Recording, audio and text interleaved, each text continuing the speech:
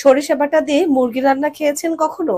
ইলিশ মাছ তো অনেক খেয়েছেন, সর্ষে ইলিশ। আজ দেখাবো সর্ষে দিয়ে মুরগির মাংস রান্নার মজার রেসিপি। বরাবরের মতো অবশ্যই সব রান্নাতেই পেঁয়াজ ভাজতে হবে লালচে করে, তেলের মধ্যে সুন্দর করে পেঁয়াজটা লালচে করে ভেজে নিতে হবে। এখানে আমি পেঁয়াজের পরিমাণটা একটু বেশি দিয়েছি।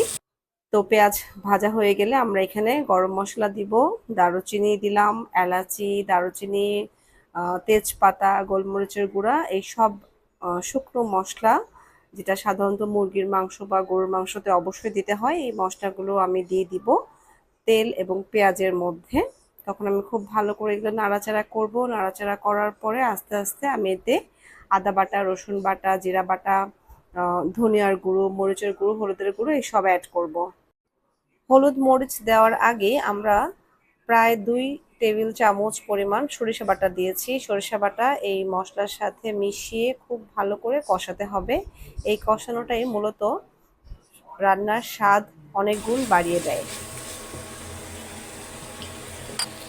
সরিষার সাথে মশলাগুলো কষানোর পরে দেখব উপরে তেল উঠে আসছে। তো এই পর্যায়ে আমরা মুরগির মাংসটা দিয়ে দিব। আমি এখানে শুধু বোনলেস রাখিনি, হাড় সহ মাংস নিয়েছি, কলিজাও নিয়েছি, ঘিলা কলিজা সহ মাংস নিয়েছি। সব মাংসের অর্থাৎ মুরগির সব ধরনের অংশই আমি এতে ব্যবহার করেছি।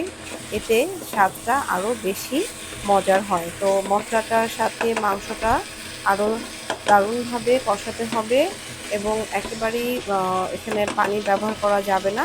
কিছু সময়ের মধ্যে যখন মশলা এবং মাংসটা মাখামাখো হয়ে যাবে তখন আমরা এটাকে ঢেকে বেশ কিছুক্ষণ রাখবো, প্রায় 10 মিনিটের মতো ঢেকে রাখবো। ঢেকে আমরা রান্না করব 10 মিনিট। 10 মিনিট পর এসে আমরা দেখব যে কি অবস্থা।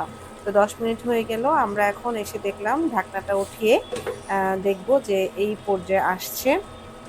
মাংস থেকে অনেকটাই পানি বেরিয়েছে। সাধারণত যে কোনো মাংসই যখন ঢেকে কষানো হয় তখন মাংস থেকে পানি ছেড়ে দেয় এবং আমি মূলত এই পানিটা দিয়েই মাংসটা মশলার সাথে খুব ভালোভাবে কষাবো এবং এই কষানোতেই মাংস প্রায় 80% সেদ্ধ হয়ে যাবে।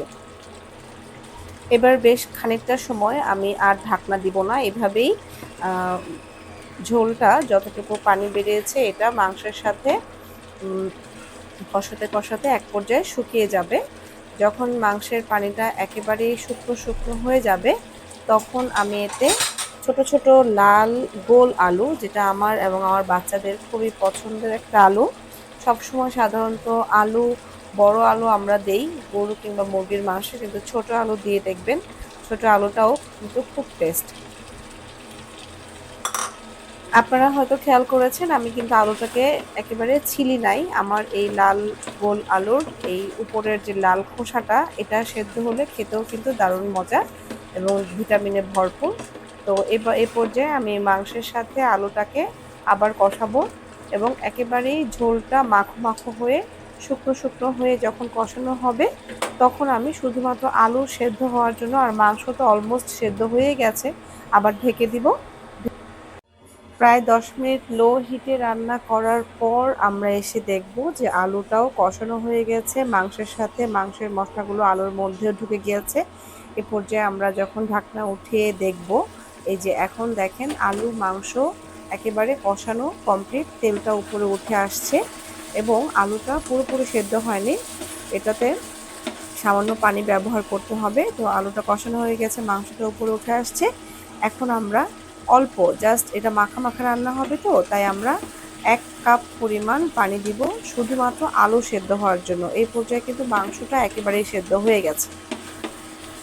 আলুটা ভালোভাবে সেদ্ধ হওয়ার জন্য আমি এখানে 1 কাপ পরিমাণ পানি দিয়েছি এবং এই পানিটা দেওয়ার পরে দেখা যাবে মাংস, আলু এবং মশলার যেই কম্বিনেশনটা, এটা দারুণ সুন্দর হয়েছে। এখন আমি আলু সেদ্ধ হওয়ার জন্য অর্থাৎ পুরোপুরি সেদ্ধ হওয়ার জন্য আমি ঢেকে রান্না করব প্রায় 10 থেকে 15 মিনিট লো হিটে।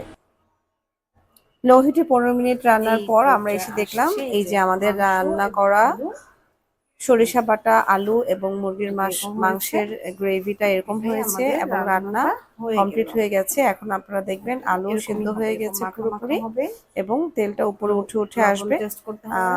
অর্থাৎ এরকমই মাখা মাখা হবে, এটা ঝোল ঝোল হবে না বা একেবারেই কষানো হবে না, কষা কষা বা ড্রাই হবে না।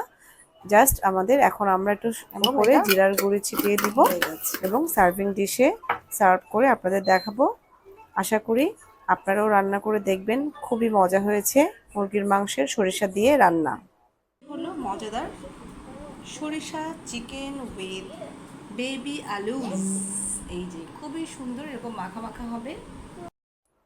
নিশ্চয়ই আপনারা এরকম মজাদার সরিষা দিয়ে মুরগির মাংস ছোট আলু দিয়ে রান্না করে খেয়ে দেখবেন কেমন স্বাদ হয়েছে। ধন্যবাদ সবাইকে। আশা করি এত মজাদার রান্নাটি আপনারা অবশ্যই করবেন এবং বলবেন কেমন হয়েছে।